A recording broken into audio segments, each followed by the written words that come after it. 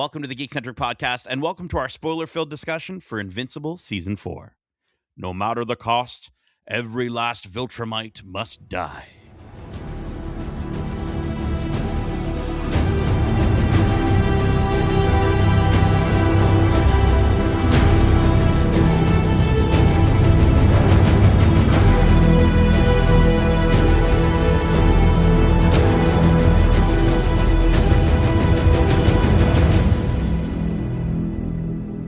Welcome to the Geekcentric podcast. My name is Nate, and this is our spoiler-filled discussion for Invincible Season 4. A Unopen-sized thanks to our friends at Prime Video Canada for providing us with these episodes early for review. If you're joining us for the first time, we are Geekcentric, a podcast celebrating the world of movies, TV shows, video games, and all things geek-centric. And you know, with all that has transpired, with all who have died, there's no way I'd be able to take on the remaining Viltrumite threat without my trusty co-host. He's jaunty, he's jubilant, and he's justifiably juicy. He's Justin, the jaw-breaking, law-making Lawrence. I don't know if I like being classified as juicy, but... Well, what would your power be in the world of Invincible? Subjective. If not I juiciness? don't know. It would be probably pretty minimal in terms of powers. You know, one of those people that gets one of the weaker powers. I think we've talked about this in the past. I think we have. Feels You'd be like perfect spaghetti making.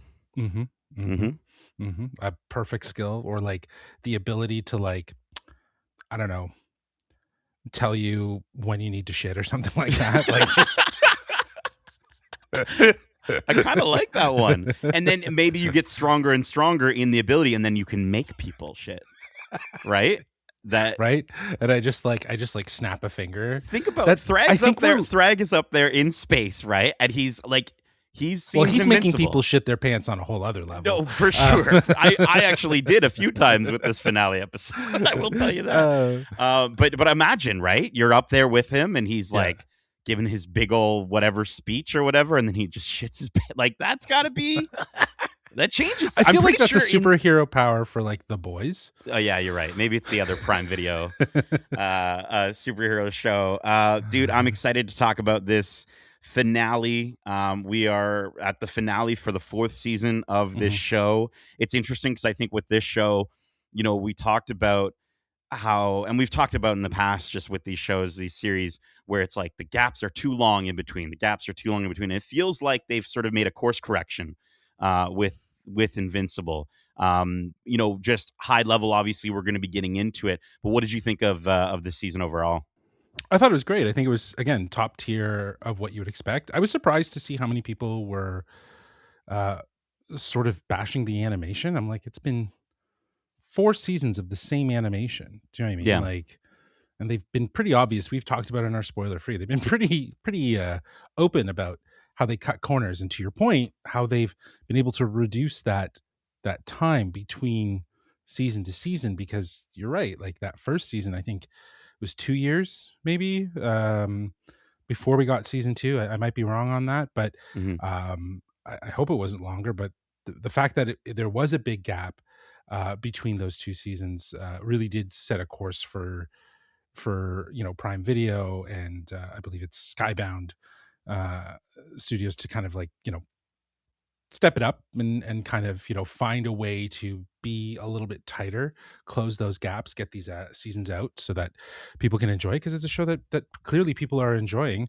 But yeah, this season was great, man. I think it was great in terms of just character building. Like, there's some larger than life situations that are going on, and on a galactical level, and it feels like it still stays rooted in the characters, and this finale is just a testament to that. Like, absolutely, like, for 100%, it just feels like it's rooted in wanting to explore the internal struggle that all the variety of characters are going through. So yeah, I really liked how there were these larger than life events that happened, and, you know, in this finale, we're really kind of just left with processing.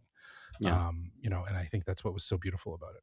Yeah, I think this season, to your point, it has it where it counts, Mm. right? And I think and I even in our spoiler free review, I brought up the animation and I saw the corners being cut. I think there's one big thing though, Justin. You're not allowed to. I didn't know if you knew this, but on the internet, you're not allowed to make any mistakes at all.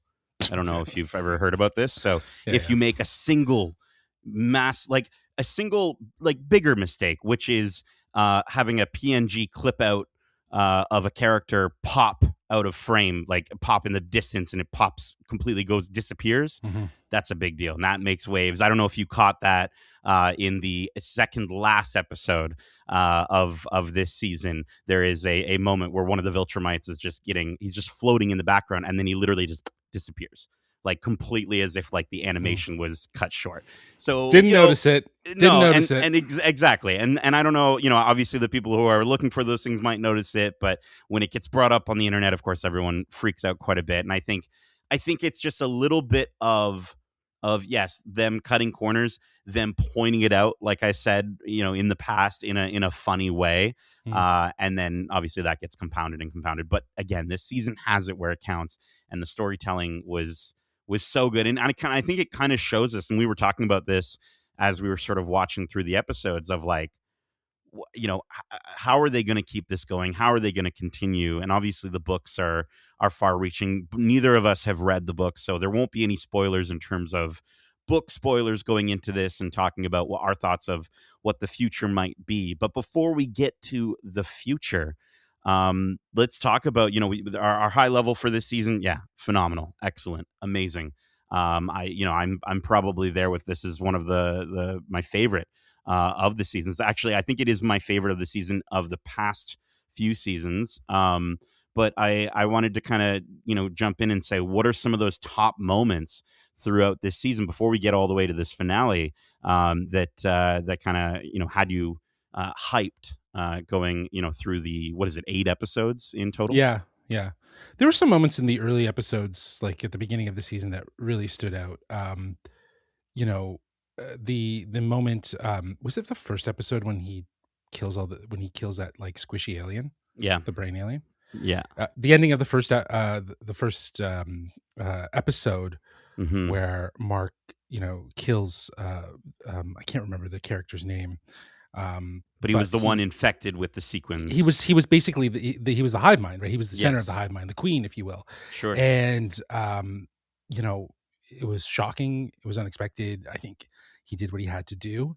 Um, and it's really crazy that those events would chase him all the way back to like, in the sense of like dealing with the same guilt, but it would chase him all the way back into that penultimate episode where they destroy a planet. And Hmm. just this idea of, I guess, knowing your strength and knowing when to kill and when not to kill.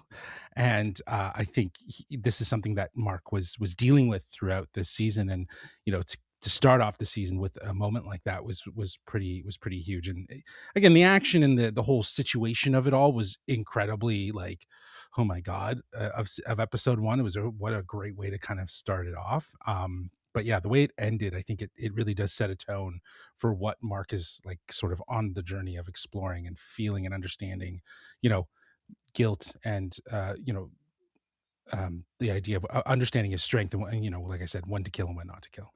Yeah, I think the actual killing of whoever that person, whatever that person's name is. Sorry, I also don't remember. But it was one of those situations where, like, I think that act and that moment is more important than that entire sort of storyline leading up to it, right? That one Exactly. moment is the That's why we can't remember who, but we just remember the moment itself. yes, exactly. But I think it's interesting too, and shout out to the editors for the previously ons, because they do such a good job in sort of setting it up and setting up the sort of what you need to be thinking about. And I love how they did sort of showcase those moments with Angstrom Levy or Levy, I think it's Levy, Angstrom Levy with the big brain guy, and just that concept of Mark's younger brother reminding him, right, just sort of being like, well, if you just killed him, the problem would be gone, right? The problem keeps coming back, and that was a huge thing that was weighing on Mark throughout, and kind of climbs to a head, no pun intended, with him destroying and killing this person that was underneath the sequins. And I think even just the opening was such a strong opening this season. Them coming in and playing that song right off the beginning, and sort of everyone is super depressed, and a lot of heroes are gone, and so they're having to sort of give up a lot of their lives, and you see even Oliver is all angsty about like having to do so much hero work when before it's all he ever wanted to do, right? I love how it kind of feels like at the beginning of this season everyone's broken, and so when they cut to that Invincible title sequence and you see it starting to chip away every single episode, it was just so smart. Obviously episode 1 was fantastic. Were there any of the other big moments that stood out to you throughout the season before we get into that, talking about the finale? Well, yeah, like, again, the penultimate episode was pretty amazing. I think leading up to it, seeing more of Nolan's backstory. Oh yeah. Seeing the planet of Viltrumites, um, just understanding their history as well. I think a lot of that was crucial for understanding another angle of this season, which was Nolan. I think he's a character that's had a lot of growth through this season, and is trying to right the wrongs, if you will. So yeah, like those were some standout episodes and moments. Even just that opening of 2 when everyone dies because of the plague. Oh my gosh. The betrayer released, which was insane, right? But even just the, use that. Yeah, no. But even just the Viltrumite rite of passage, like seeing this character who I was like, that kind of looks like Mark, but he's got his dad's mustache, and then his parents show up, and I don't know who these people are, and we realize that it's his parents. It's his his name day or whatever. He's become old enough now or something, and they have to fight to the death. Like, what is this crazy? I loved going back, and I loved how we sort of get these mini bottle episodes in between, or at least it feels like that. Like in this show, there are moments where I check my watch and I'm like, oh, is this a bottle episode? Because we've been following the same thing for the last like 20 minutes without breaking back. And then we still have another, 30-40 minutes remaining in the episode that they actually do continue, right? And it's usually before the Invincible logo, right? I remember one episode. Yeah, I remember one episode, the Invincible logo didn't happen until closer towards the end. And then there was like 15-20 minutes left or something like that. And I was like, whoa. But you're right. Like they use it as like a bit of a chapter break in the episode, if you will.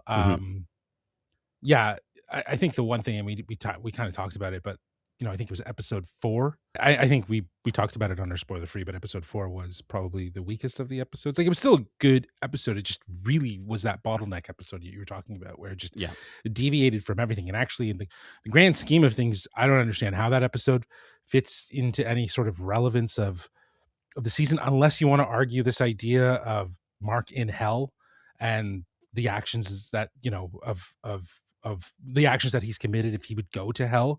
Like there could be something there. But that didn't even feel like that was communicated enough. Like I know, I'm just saying that's a bit of a stretch. Yeah, that's a bit of a stretch, but like it's the idea of like, again, not sure how it fit in, but it was probably the weakest of the episodes. But yeah, everything else around Bruce Campbell though as Satan. Yeah, Bruce, and I we couldn't talk about it on the spoiler free because I knew that was going to probably be something that that was not, they wouldn't want to have had revealed. Yeah, but it was really good. It was really good to have him on that, and I'm glad they did. Yeah. I think that was a redeeming factor. The music that episode was rad. The metal music was great, but that's definitely the weakest part of an otherwise really consistently fantastic season. And I think there will be fans of that episode, absolutely, for sure. And if you love it, you love it. I'm not going to yuck your yum. For sure, especially if that's a huge part of the comics that we don't know, and like it really does peek into that side. And for a lot of people, I think it'll be fun. Like it'll be fun to see where that goes.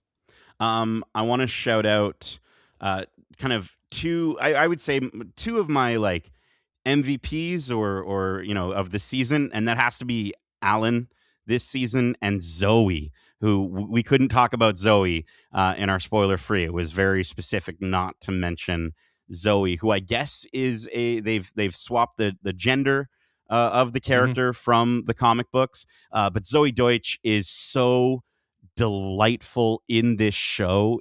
She kind of reminds me of like Ironheart crossed with Mega Man to a certain degree, like the Yeah. sort of the Mega Man sort of Yeah. joy, if you will, and the sort of bounciness. And even in the finale, like the what does she say? She's like, it won't be easy and we'll probably die. But like it's just her whole attitude and the way that she sort of is just thrown into this storyline. I, I thought they did such a good job with taking this character, giving us the smallest amount of backstory, but then still having us care about her so much.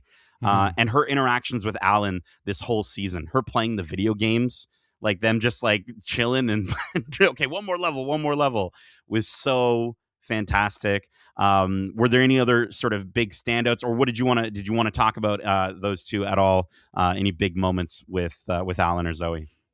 I think again they were just like you said, they were outstanding. I think Zoe was a great addition.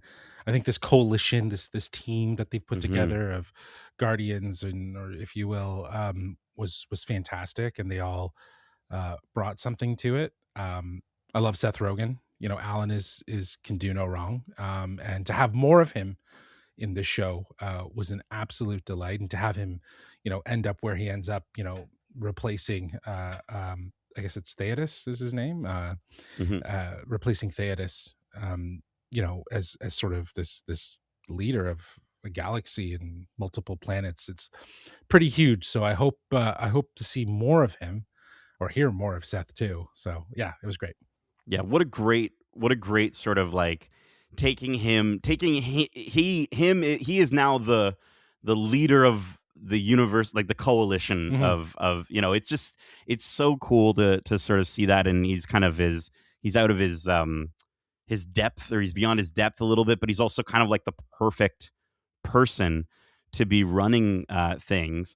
I wanted to ask, this season we sort of break at a certain point away from the Guardians, and we really don't come back to them at all. It feels like. What did you think about the decision to sort of split off and sort of leave them where they are and really not ever come back to them? At least this season.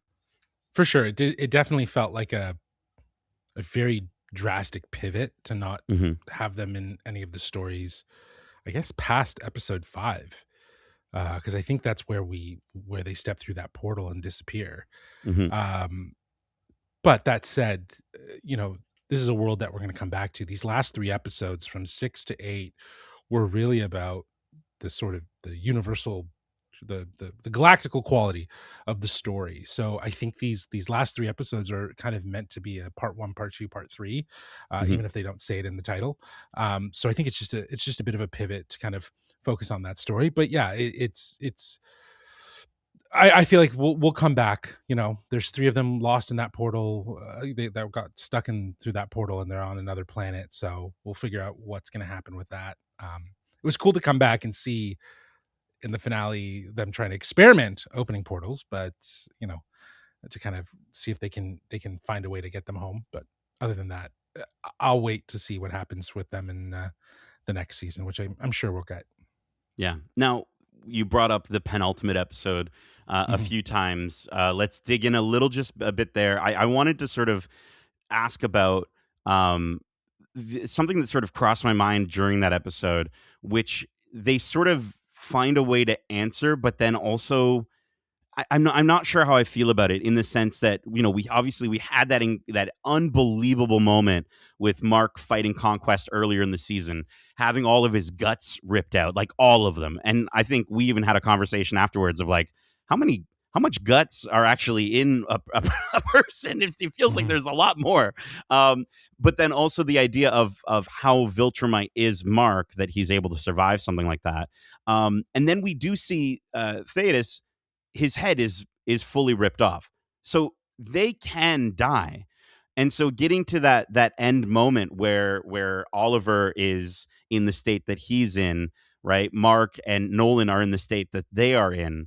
What did you think of that moment? Did you think like, oh, there's no way that any of them are dead? Like I thought Oliver might be done or dead. It looks like he might have a metal jaw now, but then they can just skin graft, like they've done stuff like that before. Yeah, I think I think that the idea is to think about the immediacy of reacting to those situations. Mm-hmm.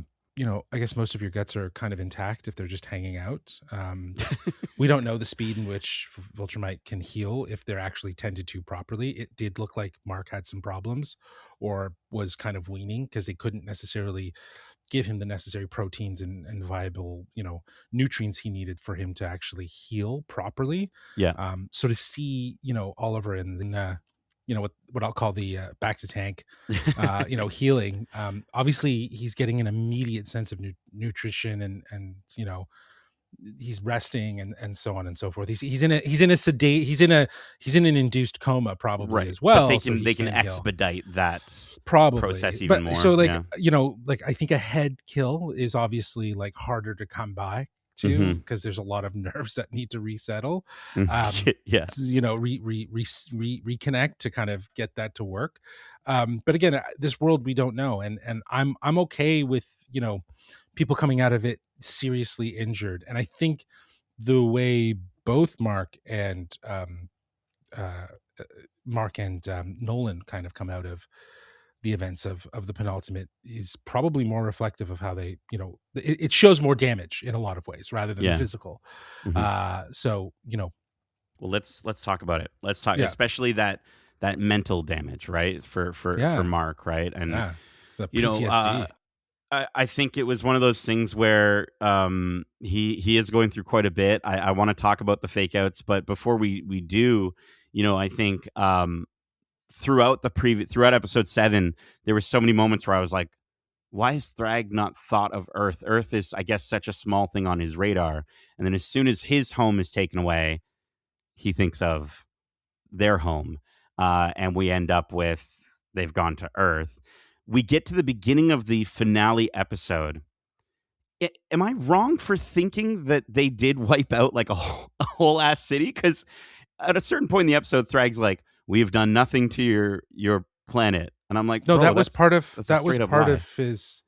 PTSD vision. Yes. Okay. Yeah. Okay. It cuts to Mark. Yes. Right. So that's what was really interesting is that episode opened how I think you were expecting it. He's going to Earth, with Mark's final words being like, he's heading to Earth, that immediate PTSD, that reaction. The next episode begins with what you would expect, these, them attacking Earth and like raining terror and, absolutely destroying it. And then it cuts to Mark. And that was where it was really unique. I was like, oh my God, that was all in his head. Right. Like he was imagining that. And then they would go so far, as you mentioned, throughout the rest of the episode to give you these fake out moments where he was just, consumed by anxiety and fear as he watched, people that he loved, people that he knew, or just the people in general be destroyed by Thragg. And I think, that's where this episode felt so different. Like, I think everyone conventionally might have thought, oh, well, where's the big epic battle and the death of Thragg? No, like this, there was a strong pivot here. That was the penultimate episode. Here is dealing with the fallout of it, dealing it with the grief, the loss, the guilt, you know what I mean? And it's crazy how guilt kind of lives in all of these characters, from Mark to Eve to Nolan, even into Debbie, and the idea of what with leaving Oliver and all of this stuff. So there's this sort of like taking a step back for a moment after the heaviness of and the intensity of the penultimate, and kind of focusing on the detail. And that's why I said, like, it really got back to the character focus side of it in that finale. And I was surprised. I was very surprised by that. And it's very welcoming. I think it's something that we is really nice to see. And honestly reminds me a lot of like sort of HBO series storytelling, right? Where we, like you've said, like we get that big battle, and then we sort of get to see what Yeah, you get happens the from it. big moments in the Yeah. penultimate, and Yeah. we've talked about this. I think that, like, I was saying to you, like, my theory for like the boys finale is that the finale isn't going to be the epic finale that probably everyone thinks. It might be the penultimate, and then the finale is actually like something like this, where it becomes very character focused and dealing with the fallout of whatever happened in the penultimate, right? So Love it. I love that this show actually did that, and Yeah. it shows that it's really kind of, it's not just about those big moments. It's also about the personal character moments that really feel like, it's growing the show. That fake out. We talked about shitting our pants earlier. Were you using your powers on me every single time? Because, dude, holy crap. The first one, the Debbie fake out. Because obviously at that point we weren't like, oh, it's another fake out. It's another fake out. The way that they not only made that moment happen so quickly, but then to also do that moment where they sort of linger and they're giving you the sort of the blurry, trying to find the focus. Like, I legitimately was starting to feel like ill, like watching it. Like it was very, very effective. And throughout it's like the episode right now, it's like yes, my camera, like crazy. my camera is doing this. I hope you're okay. Yeah. But no, I just felt like even throughout all the other fake outs that kept happening, I was like, I wrote down, I'm like, one of these has to be real. One of these has to actually have happened.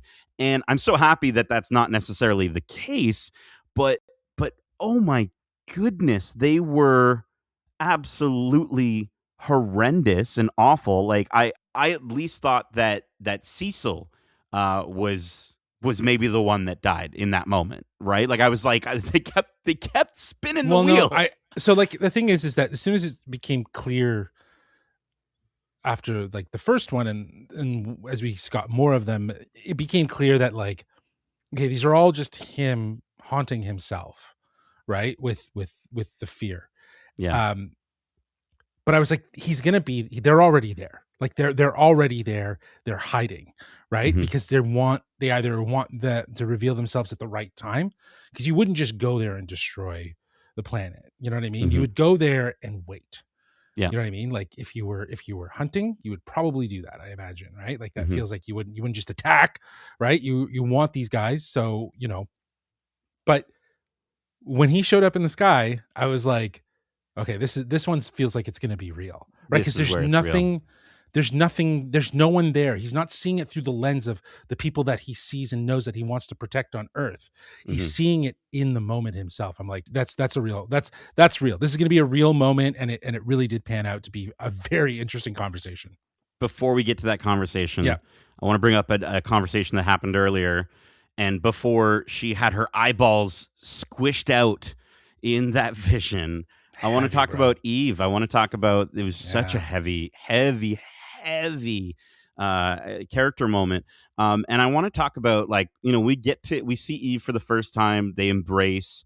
We can tell that she's a little bit heavier. And I was like, oh yeah, she's preggy. She's super preggy. And I'm like, wait, why isn't Mark recognized that element yet?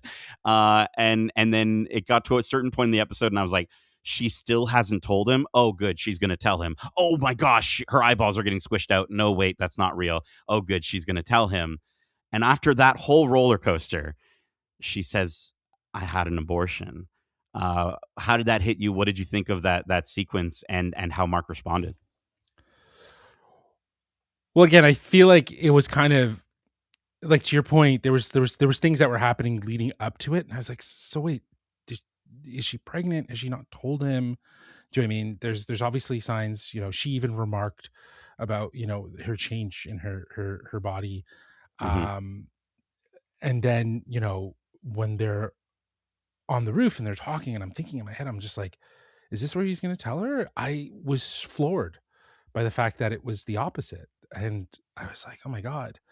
Right. But everything she said and everything she felt, like, shout out to Jillian Jacobs for owning that moment and really leaning into it. I feel like everything she said it just hit really hard, and it made absolute sense. And to see the compassion and empathy that Mark had in that moment, and to understand what she was going through, and to just kind of for a second put what he was going through to the side, it was a really tender moment, a very beautiful moment, and gives me a lot of hope for these characters to have a future together, Yeah. hopefully. uh I guess it depends though if they can make out of this all alive, um but yeah, it was a really intense moment. It was really intense, and I thought, just what a way to kind of like pivot and get like really real about Yeah. the circumstances of the situation, and why a choice like that would need to be made. And I think it also just adds so much. We watch these episodes and we're watching them, we are watching them episode to episode, and then finally we did have a bit of a break between us watching the first six and then these last two, but watching these episodes, even week to week, we're not maybe able to take in the amount of time, right, that Mark was gone. And so this shows just sort of how much time had passed, and how that weighed on Eve, and all that she went through. And it does it in such a heartbreaking way. Absolutely, Gillian Jacobs, phenomenal. Just before we get to that big conversation in the sky, I also want to bring up Nolan, and just Nolan and Debbie in this episode. Debbie still 100% has every right to feel the way she does. But I think this season, and especially these last few episodes, are really, really trying to sort of get you back on the side of Nolan as a dad, and Nolan as someone who has made mistakes, and you want to find a way to push forward to see him how maybe he wants to be seen or was seen in the past. But I still feel very much like Debbie, and I would hope that everyone in the audience feels the way Debbie does, because he is still, absolutely, he's done terrible things. Where are you at? I don't think he can necessarily come back from it. He Yeah. just needs to heal himself, because he is having a problem with dealing with it all, right? Like, I think at the end of the day, he could really give two shits about Earth and what they think. I think Hmm. Debbie's the most important thing His to him, family. and he's Yeah. in his family, and he definitely realizes that, especially based on the conversation that they had. I love that he called her out for just being a compassionate person, for always believing in second chances. Hmm. And he knows that he always admired that about her. I think that was a strong way for him to kind of align himself with understanding in the moment, you know for him to position to her what he's been going through, and what he's trying to overcome by kind of aligning with something that she cares about so passionately. So Hmm. yeah, I think I'm very excited to see what happens on their adventures in space. I hope that's, you know, we'll talk about it, but if there is a time jump in the next season, I hope we don't get to miss the opportunities of what they've been doing in space, or if they've been in space the entire time Right. while the time jump has happened. So, but yeah, I'm very excited to see what happens, and how that, because it feels like that's its own story, like that's its own side story that we could explore, is like Debbie and Nolan in space. So I guess we'll wait and see. Yeah, but I mean, even Negan in The Walking Dead, right? That, speaking of Glenn, right? That whole situation, if you haven't seen it, whatever. Hopefully, I didn't spoil too much, but even with Negan, they worked very hard to bring him back as a character that you are like, he's made mistakes, but look at him now. Look at his character now. I just don't. I don't know morally how they're able to pull that off with this character that has killed so many human beings, especially the way that the season starts, right? With Mark killing one, right? And now having Nolan back. I'm intrigued to see. I'm very intrigued to see if by the end of this series, if I'm ever Team Nolan again. But it is, J.K. Simmons obviously does such a phenomenal Mhm. job. Let's get to that conversation in the sky. Thragg is there. He says, "We haven't done anything to your planet." And at that point, I was very confused. But thank you for clearing it up for me. And I'll have to rewatch the episode to see that it was all in Mark's head, because I wrote in my notes, I'm like, wow, a whole city in like less than a minute gone. I was like, damn. But they did nothing to his planet, and instead they're kind of taking, interestingly enough, Nolan's formula, right? They're taking Nolan's success and using it as their succession plan to rebuild the Viltrum Empire. What did you think about this strategy to kind of basically make Mark an offer that he can't refuse? And again, it's interesting. This goes all the way back to the one life taken and the PTSD playing off of that, preying off of that PTSD that Mark has from the experiences with his dad, and everything that's been leading up in this episode of Mark knowing that all those people are, they all have guns pointed to them right in this very moment. For sure. And he has to make that decision. What did you think of the decision to sort of, I accept your terms? It was in a moment of weakness. Like he's broken right now, Yeah. He's going through something, and he's scared. He's like literally scared. And I think, again, it's not to say that they can't not, void the terms of the agreement later, but in that moment, there's nothing else that he can do. Like, there's nothing else that he could do. If I was Mark, I probably would have said the same thing. I probably would have reflected on it a little, after, and then waited, tried to make contact, let people know that they're here, and then kind of circumvent them that way if you can. But it's interesting because Nolan, like you mentioned, it's like Nolan's succession plan.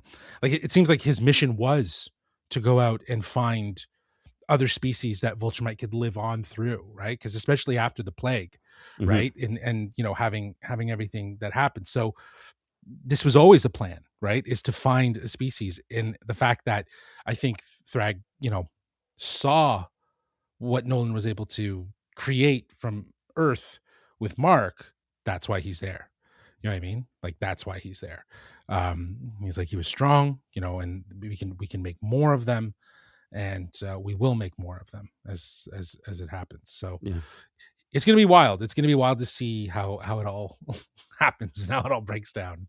I think it's honestly such an incredibly smart strategy, because let's think about this, right? When you look at someone like Debbie, she loves her son. Mark is a Viltrumite. She loves the other son of Oliver, who she's learned to love, right? Who isn't even her son, but is her son. And they are Viltrumites, right? And so when we look at the concepts of human life, and if we do, like you said, get a time jump, we've now got some Viltrumites who have lived on Earth maybe for at least however long it takes to make a baby. And we've got a bunch of new babies and toddler Viltrumites running around on Earth. You think all those parents are going to be like, yeah, absolutely, take my baby, my child away?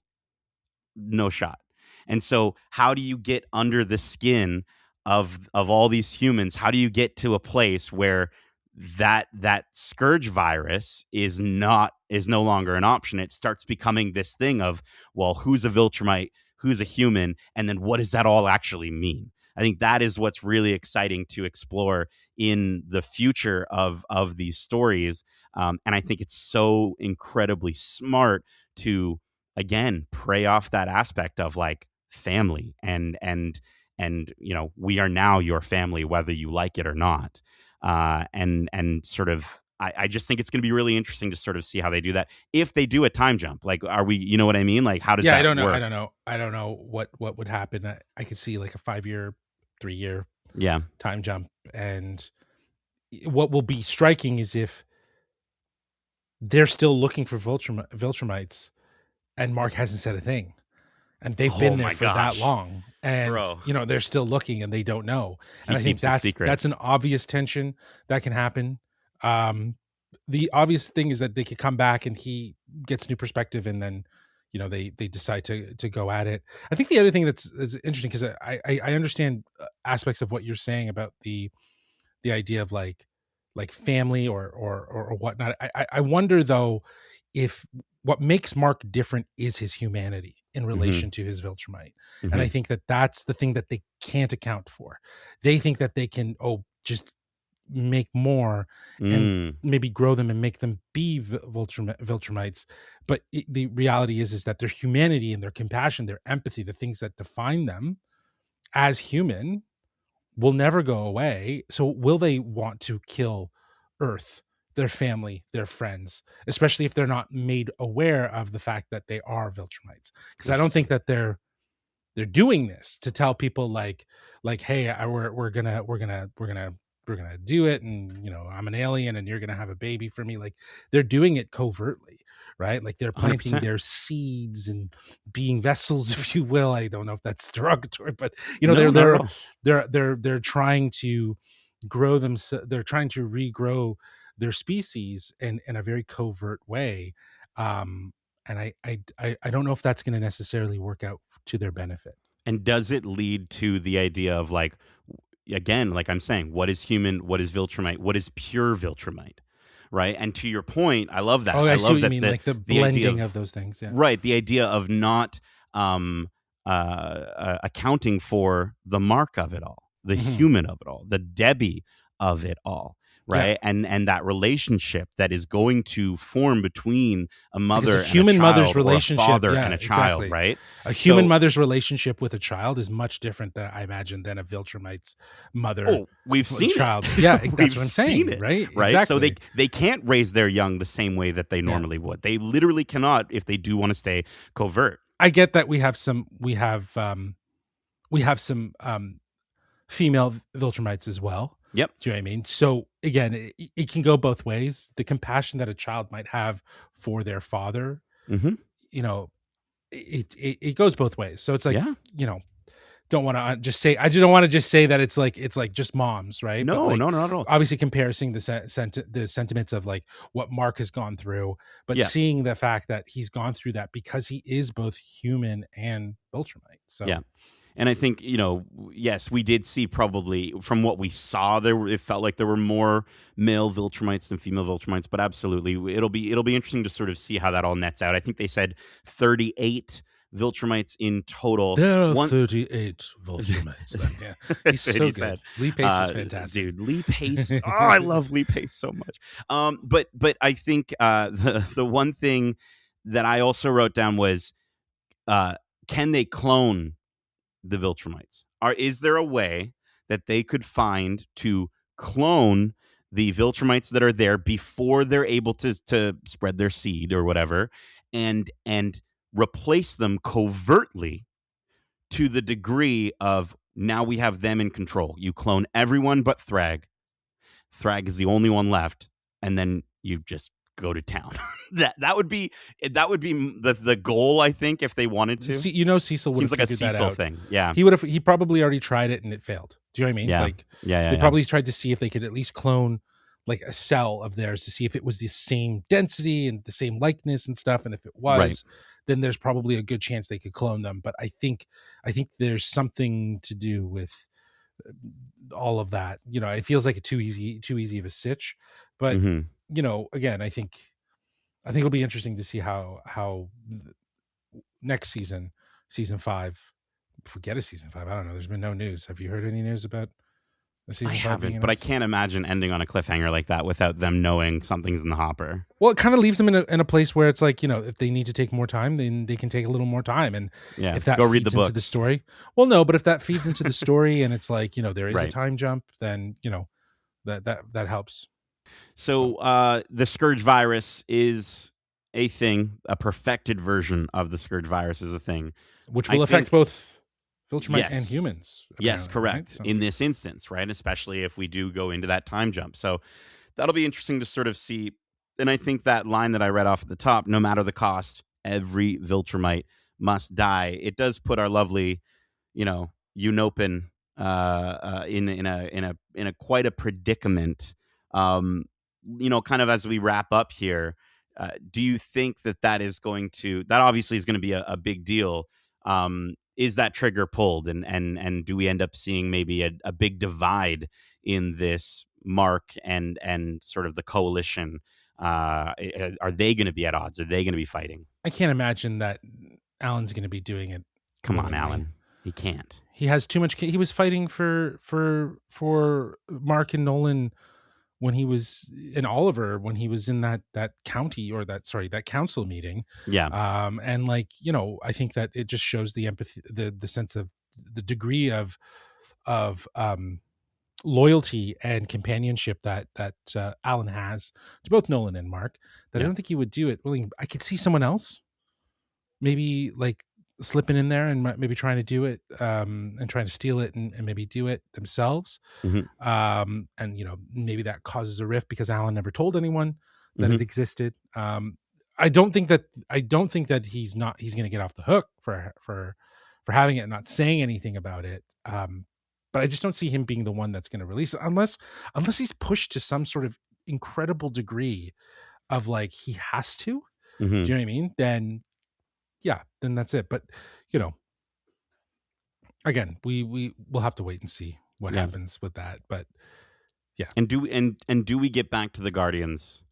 Any I agree. soon? Yeah, we will get back to the Guardians. I think that storyline, that whole section, that also felt like a bit of a, as you were talking about, the mini bottleneck episodes where we kind of pivot from the main storyline of Mark to see something else that's going on, even though Mark might be somewhat involved with that, right? In some capacity, but to see that whole, what's going on there on that side, because there was also an episode with Titan that happened as well, right? So there's so much nuance to this show where they're doing a lot of world building.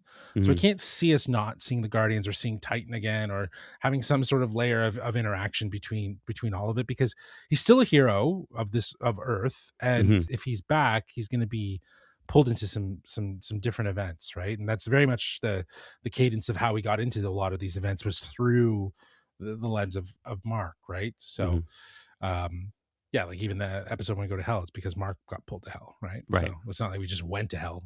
That would be, I don't think that episode would have worked at all if we didn't have Mark in even there, less, right? Yeah, it would work even less. So Justin, any final thoughts for season 4 of Invincible before we end the episode?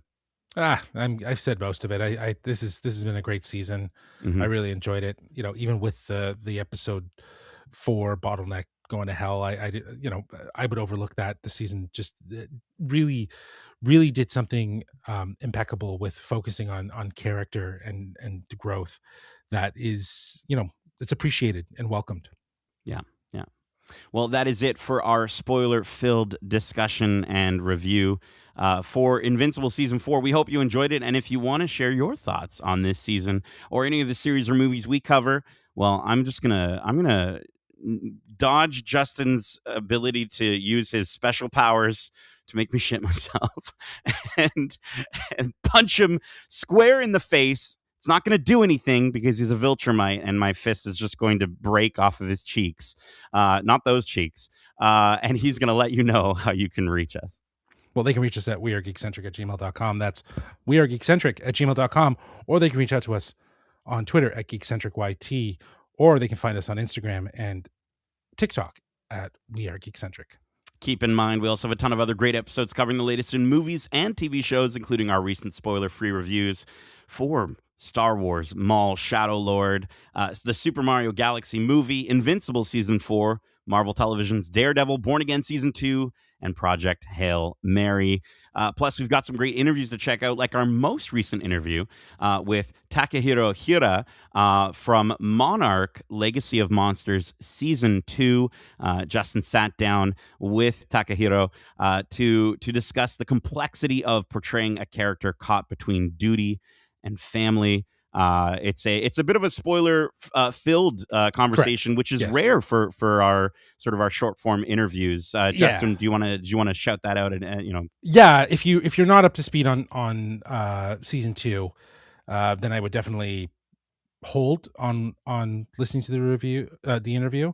Mhm. But yeah, it does contain spoilers. So thank you for throwing that out in Yeah. the disclosure there. I definitely have to check out. I enjoyed Monarch season 1, so I think I should I check out Monarch season 2? Is it I would. better? Yeah. It's great. Like, the one thing we've always said about the movies is that it's just so monster heavy, and that's obviously the case. It's monsters, and they're fighting and whatever, right? So there's a threat of these two monsters fighting. In this show, it is so much more about the humans Hmm. that make up the organization that is searching, researching, and sort of behind the scenes of these movies like Hmm. Monarch and so on. So season 1 did such a great job of just adding such a human touch and really showing human characters involved in this larger than life world with monsters. And season 2 is just exactly that. There's family drama, there's relationship drama, there's all sorts of stuff, and it really does ground it and really show them, and it kind of shapes some of their relationships with one another. So it's really good in kind of expanding that world and adding that human touch. So it's definitely worth checking out. I love it. It sounds like it's kind of doing what this finale of Invincible did, right? In the sense of like getting Correct. away from that Yeah. action. I know the series does have some pretty sick action, but Mhm. to step away and focus on those characters, that's dope. I'll definitely check it out. We also have some great interviews to check out, like our most recent interviews as well on the plum carpet at the Toronto premiere of The Testaments. We caught up with the cast and executive producers to discuss this sequel to The Handmaid's Tale. We spoke with Chase Infinity, Lucy Halliday, the legendary Ann Dowd, about joining this Margaret Atwood adaptation. You can check out clips from that carpet on our social media channels that Justin mentioned earlier, TikTok and Instagram. We also have our interview with Rowan Blanchard and Matea Conforti, also from The Testaments, on our YouTube that you can check out, and so much more. Again, youtube.com/geekcentric. Go check it out if you want to watch some more of those interviews. And we've got a lot coming up. This is going to be quite the geeky 2026, and we're really looking forward to some Spider-Man noir. We've got all sorts. I mean, Avengers is coming out this year. Dune 3 is coming out this year. A new Spider-Man movie. We've got a Punisher thing coming up. Like, there's so much. And we hope you're looking forward to joining us along the way. Justin, thank you so much for joining me for this Invincible spoiler-filled discussion. And as we say, love ya. Peace.